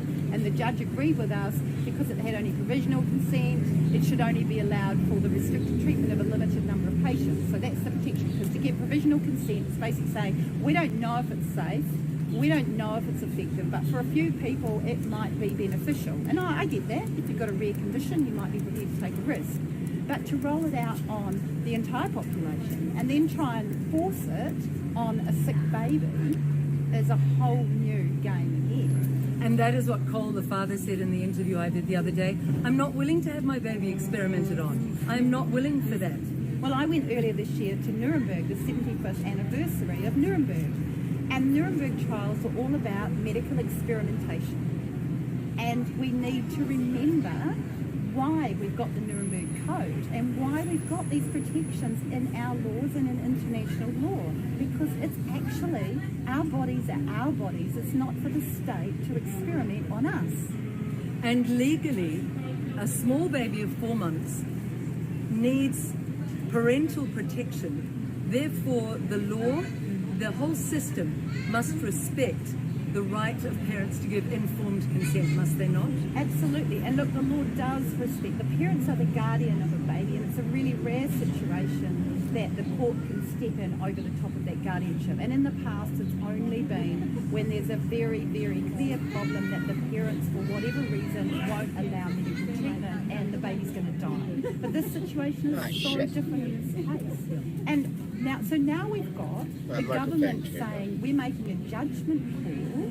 We prefer our treatment over your treatment, and if you don't give the treatment that we want, we are going to take over. We're going to ask the court to take over guardianship of your baby. I mean, it's an incredibly scary proposition that the government is making. It would be a frightening prospect. It literally would be fascism in New Zealand. So where to from here? What do we need from the public, and how do we support them, and what's happening next? Look, what I'm encouraging people to do is, if you think you've got suitable blood, go along to your local blood bank and offer it on the basis that it is for this baby and see what they say. You can video yourself offering it and see what response you get. But, the people that have got suitable blood, because we don't want to wait, we don't want to wait until Tuesday and then they'll say, oh, look, now that's too late. There's not enough time to go through the process and collect the blood. If you're here ready, willing and able to go, let's make the blood available. I'm talking to the New Zealand doctors, the wonderful New Zealand doctors, and trying to connect up with the haematologists and others that have got the really technical expertise that I haven't got, so that we can identify any possible road barrier and find solutions. Because doesn't it make a difference when there's a roadblock and you actually want to find a solution rather than when you're actually looking for roadblocks, which is what the government seems to be doing. This whole, the attitude is just astonishing. I spoke to 3 people from mainstream media, the Radio New Zealand reporter, the reporter for TV3, and I also spoke to this reporter from Stuff, Trolls Somerville. None of them knew that there were 70,000 jab-injured people officially registered on the official government website. Sue, how can our mainstream media be so lacking in the wider understanding of the crisis this government has put our country in health-wise? Yeah, I mean, it's astonishing, but you would have thought thought reporters would have a bit of research skills and interest in these things. It's like I said in court, and it's a government website. It's the specialists in New Zealand who are responsible for medicines who have published this data about all of these risks. It's the data safety sheet for the Comirnaty Pfizer RNA vaccine, where they identify all of the potential problems. I'd have to say the New Zealand one is a lot shorter than the EU one. The EU one has got way more issues on it than they've recognised in New Zealand. And there's also the risk management plan, where they identify certain risks and what needs to be done. And what needs to be done, generally speaking, for myocarditis and some of these other things, is get more information. So they're admitting it's still an experiment. They're admitting they don't know the answers. We just need our media to just get onto MedSafe and read it. The next of their safety reports, they were putting them out every month. They haven't put out any since August, but the next one is due out to be published today. So it's going to be very, very interesting to see how many deaths are on there, because somebody just sent me an OIA response yesterday. I think it was, from memory, 47 deaths, or it might have even been more than that have been acknowledged post-Pfizer vaccine in New Zealand, and I presume attributed to the vaccine. So we've got one coroner's report so far, and I believe there's another one that I haven't seen yet. There's one that I've got where they clearly attribute myocarditis to the Pfizer vaccine. None of this is speculation. This is all fact from the government's own data. And like I say, it's astonishing that none of our media are reading this. Now they know about it. We've got no excuse. You've told them, I've told them, it's all there. And we can ask the public. That is the part you can play. We know that there are people going to take food into the hospital, to send cards, flowers, any kind of encouragement to Sam and little baby Will, and maybe some toys for the children. But we're also asking for you to contact the media and let them know that you expect them to do their job. Ask them why they are not asking the Prime Minister and the New Zealand Blood Bank to free up this blood so that the little baby Will's operation can go ahead. It's very simple. It's very simple. My view, what should happen is immediately they should facilitate Will getting his operation. I mean, they can do it today, and that's why I asked the judge at the end. They were just going to postpone it until Tuesday, and said, please, can we have some progress in the intervening time? We want them to talk to us so that we can try and find a resolution. And the judge has now directed that they do report back, that we do make or facilitate a meeting, and they report back by Friday, which is great. But that should be a given. That should be a given. The answer's on the table. But the other thing is, and this is not specific to Will's case, this is for everybody else in New Zealand, why doesn't the New Zealand Blood Bank start keeping unvaccinated blood separate for people that need it? And if they haven't got enough, or they haven't got enough, but at least they can make it available for the babies and for the most urgent cases. And they can tell us. Why don't they tell us what they're doing, and why don't they tell us what the issues are, so that everybody understands? And I think that's a brilliant idea. Everybody go into your blood bank and say, I want to offer unvaccinated blood, film it, and ask them the reasons. Why are you not allowing this? Why are you not accepting this? Well, this is what the public wants. They'll accept it to go into their pool of blood, but they won't accept it to keep it separate for people that... I mean, people have lost their job, they've lost their whole future career. Students have done their training courses and then they can't go and practice because they weren't vaccinated. There's all of these consequences that people have been through, and the irony that then you get sick and you need a blood transfusion and you go and get it injected against your will because there is no system in place, even though it's foreseen. We've communicated with them many times. I mean, it's absolutely, well, it's clearly deliberate by the blood bank not to do this. And so that's a whole nother issue again that can be fixed. So that's a suggestion. Go into the blood bank and demand they do it, and say, when you have got a separate VAT for unjabbed blood, I will come back. What would you like to ask? Do they have any data at this point of what is happening to people who are being given the blood, the normal blood from the blood bank at the moment? Is any data come out from that? Well, nobody's collecting any data because the government is in such denial that there can possibly be any harm that they are actively blocking the collection of any data. But of course, with the case of Rory Nunn, that's such a clear-cut case. One person has died and the coroner found that person died from myocarditis. So something in that Pfizer vaccine caused inflammation of his heart, fit young healthy man who died. And this is another really important thing. We shouldn't be saying, oh, let's carry on until it's so obvious that it's dangerous. We should be saying, stop right now until you can prove it's safe. And we should certainly not be putting young parents through this kind of torture. There is one suggestion. There are live blood analysis machines out there in New Zealand. Could we get blood from the blood bank and then blood from one of the donors for Sam and Will, for little Will, and look in a live blood analysis? Yeah, look, I mean, that's not my area of expertise, but I'm sure there are people around with the skills to do that. We've had people looking at the amazing people in New Zealand all around the world. Would that be evidence you could use in court if that were done?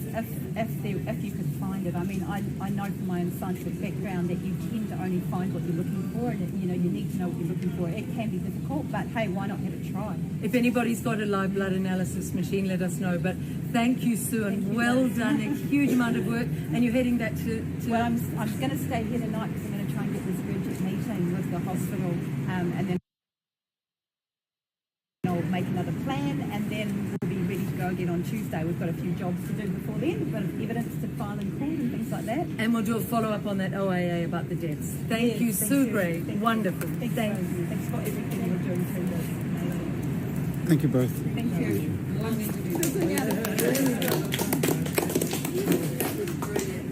All right, guys. A little bit of extra time there with Liz and Sue Gray.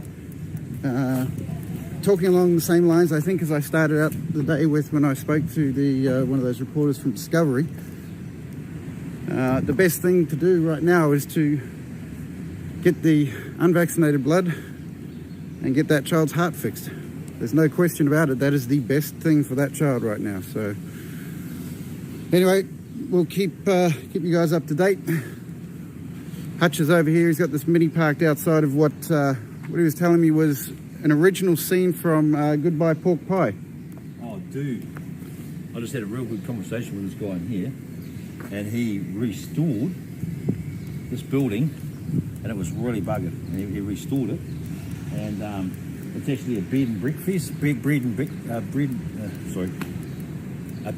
and breakfast, and it's called the Braemar, which is the original name, I think, on the movie. But this was actually the cover of the Pork Pie movie, and they used it a couple of times in a few scenes. Oh, wow. And I didn't actually realise it was the opening couple of it, you know. But there you go. It's it was in the movie, and here we are across from it, and this guy's just talked to us and said, hey, you might want to get a photo of that in front of the buildings to explain what it was all about. Wow. But if you want... We should put a link up somewhere of the bread and breakfast, so because it's all the same as what it used to be when the movie, so people can experience what it was like probably in the 70s. Oh wow, a little bit of time travelling. A bit of time travelling, mate. Yeah, that's pretty cool, eh? That's awesome. I'm going to get a picture over here with him and give him a bit of a boost for his business as well at the same time, because he's actually a really nice guy. He'd be a good guy to sit down and have a chat to. There you go, guys. If you're in Auckland and you're near the High Court again and you enjoyed the movie Goodbye Pork Pie and you want to take a bit of a trip down memory lane with someone who knows a hell of a lot about it and has taken the trouble to restore this beautiful building, pop in and say hello.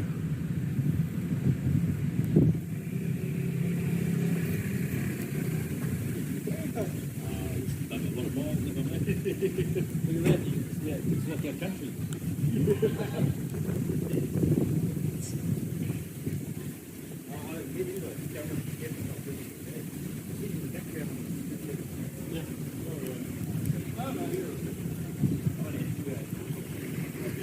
Alright guys, I'm just going to head back over and check that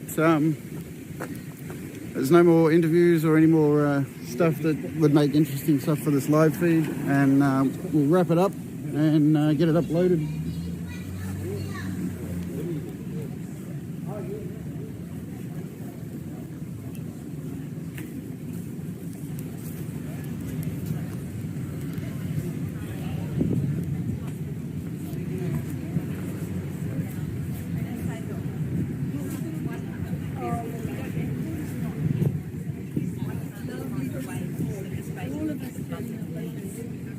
So that's really where I'm off to this to try and pursue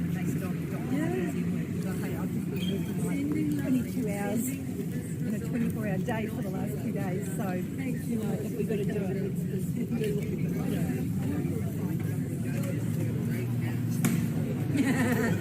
You trying to make us look stupid?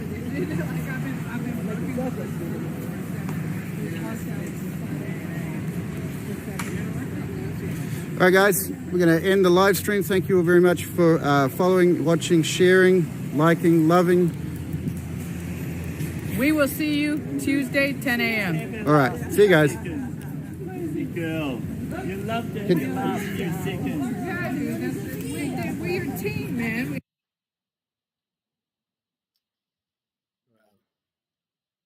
Just wow.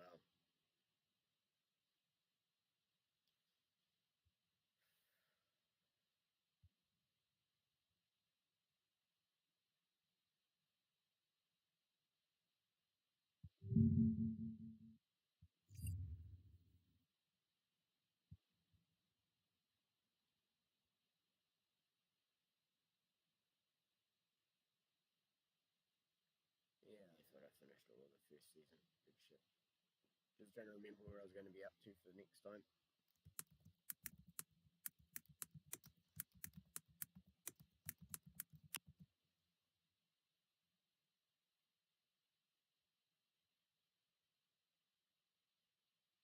It's the original. Fuck you. It's only the remake. I want the original.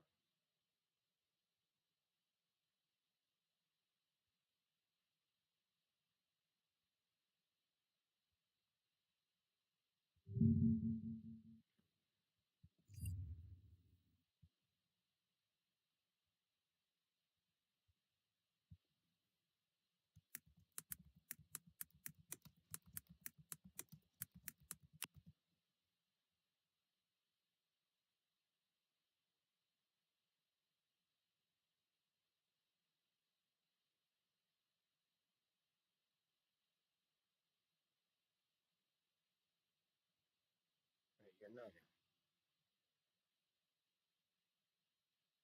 What's up?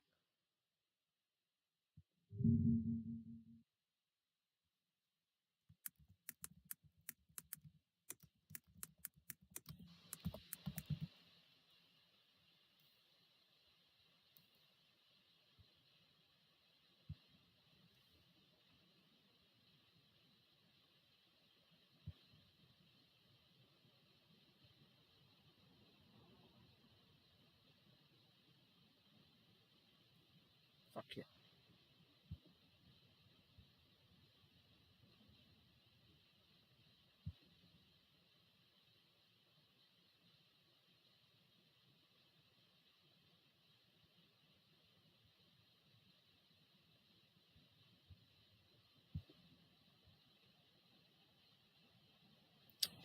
Yeah, I keep telling people I'm determined.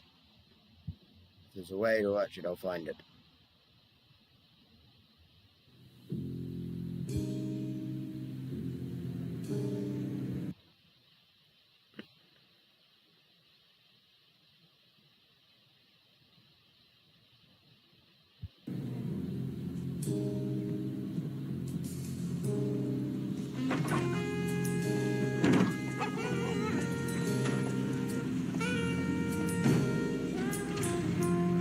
Kaitaia is the top of New Zealand, very top of the North Island pretty much. Not very top, but closest big town to the top of the North Island.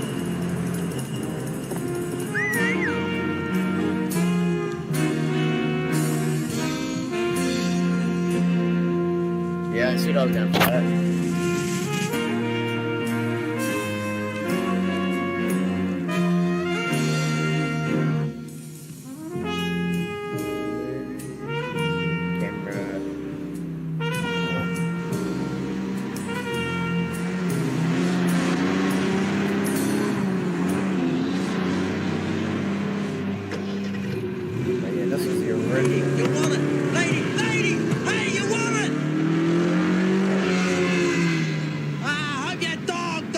Snotty bitch.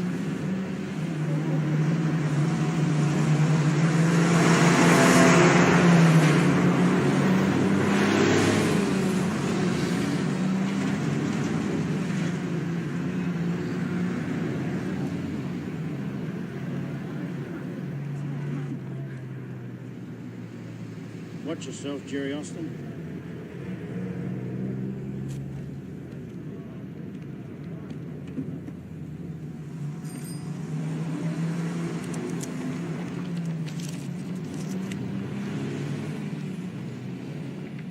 Leslie Morris, that'll do, mate.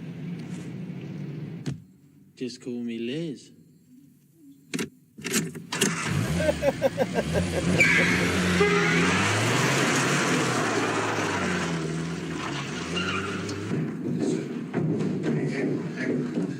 At least talk about it. We can sort it. I haven't watched this in a long time. It's okay, we've cancelled. No, I want to go to the airport, please. Who ordered it? Hey, Timmy. Who's paying? I am. Come on, Sue. Don't be silly. Pay more.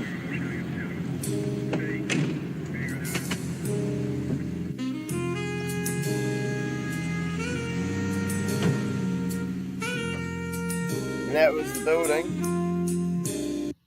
That's the building they were showing just before. That's where he parked the Mini outside this building. That's the one that they were showing just before. They had Kiwi and Sue's live stream. That's the building they were talking about. Even though it's not actually in Kaitaia, it's in Auckland. So, yeah. A little bit of an artistic license here, I think.